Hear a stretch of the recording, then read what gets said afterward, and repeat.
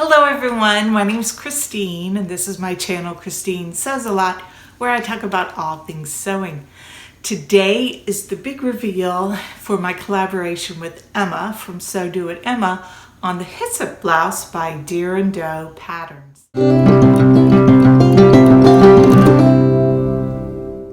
Emma and I have not seen each other's version, so I'm looking forward to seeing Emma's blouse and hearing how she got on with the pattern. I'm going to link Emma's video below. Emma is a fantastic sewist.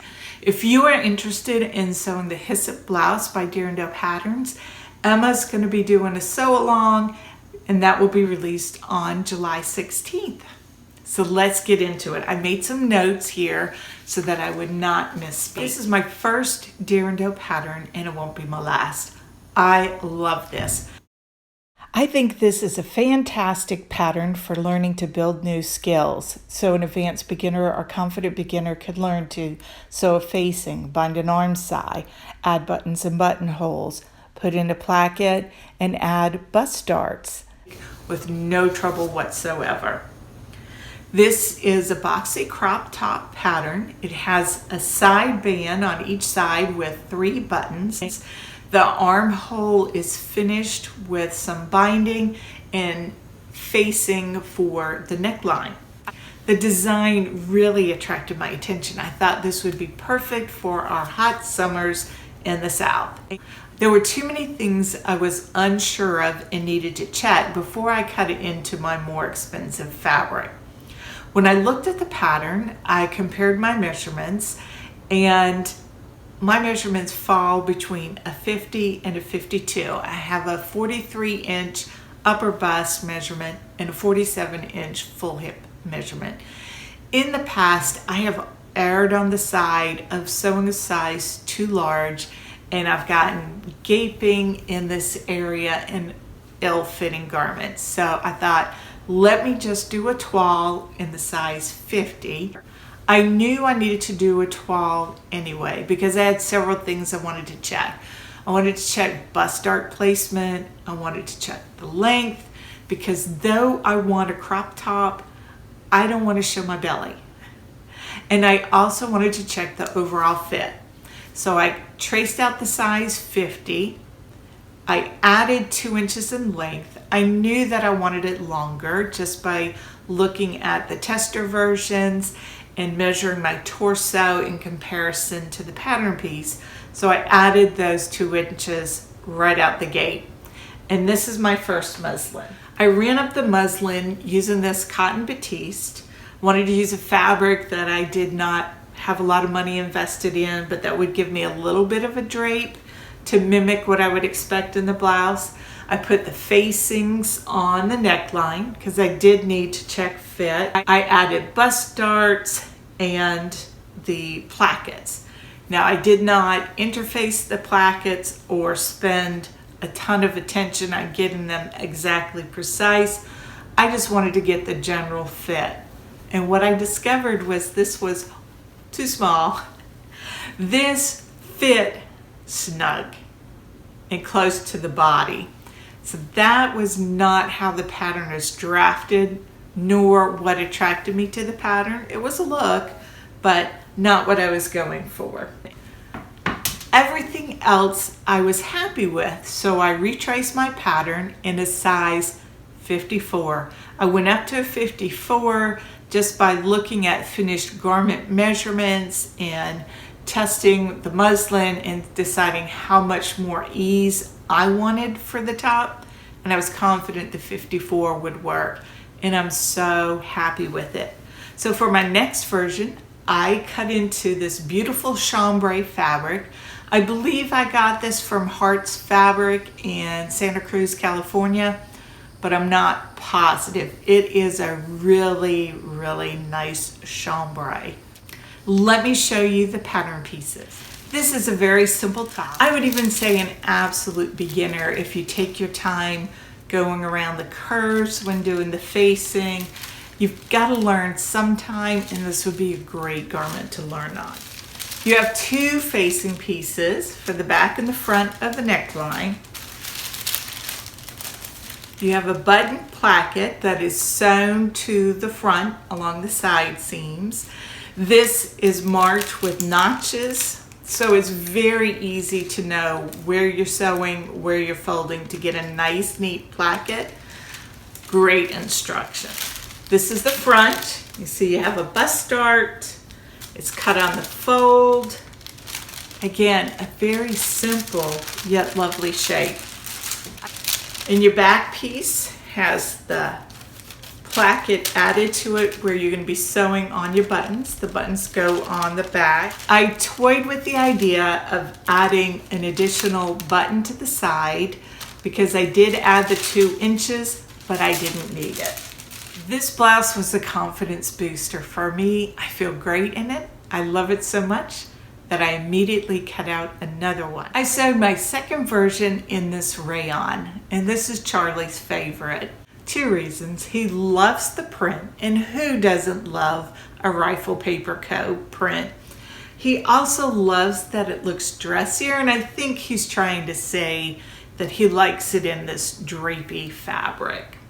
The Deer and Doe Hysope is not a fabric-hungry pattern. All sizes can be sewn with less than 2 yards of fabric. You do need a little bit of light interfacing for the neckband and for the button plackets, and 6 buttons. For my Hysopes, I used this Sew Keys knit stay tape to interface the button plackets. This particular roll comes in a 1 1/4 inch wide, which is the width that the pattern called for, and 25 yards. So that saved me a little bit of a step. I love this Sew Keys tape. I have several widths. I have some that's double-sided. I learned about this from Whitney from Tomcat Stitchery. There's one thing I want to call your attention to because I had a little bit of a boo-boo on this fabric. My head wasn't totally in the game when I was sewing this. I ran into an issue when doing the buttonhole, and I don't have problems with buttonholes. I do buttonholes without a worry, and this time maybe I shouldn't have checked out as much as I did. You're sewing the buttonhole on the placket. Let me unbutton this so you can see what I'm talking about. I thought it would be easier for you to see how I went wrong on my buttonhole by placing this under my machine. Here's my button placket right here. Now this is several layers of that slippery, shifty fabric and 1 layer over here. My sewing machine has an automatic buttonhole foot that works beautifully. It works by setting the size buttonhole you want to make, and this wheel has little ridges, and as it moves along the fabric, it measures it and sews very accurate buttonholes. My problem came in that where I wanted to place my buttonhole, this wheel was running right up here on the edge of my placket, and it ended up shifting off and my buttonhole went wonky. Instead of being a nice straight buttonhole, I had a straight side, straight bottom, and as it was going here, that's when it shifted out of shape. So it angled off to the right towards the inside here, and it did not totally close the buttonhole. So what I did was I did the satin stitch to close it up, and now looking at it with the buttons in place, you can't tell which of these buttons had the wonky buttonhole now that it's closed up. So my tip is, if you're using a foot like this, go a little bit slower. I was going a little too fast and I wasn't mindful of where my wheel was. I ended up on my other buttonholes moving the wheel over just a fraction more so that I wouldn't run into that problem again. But in the long run, I couldn't find which was where my wonky button, and I was able to fix it. The join at the top was not complete. I was missing a few stitches there.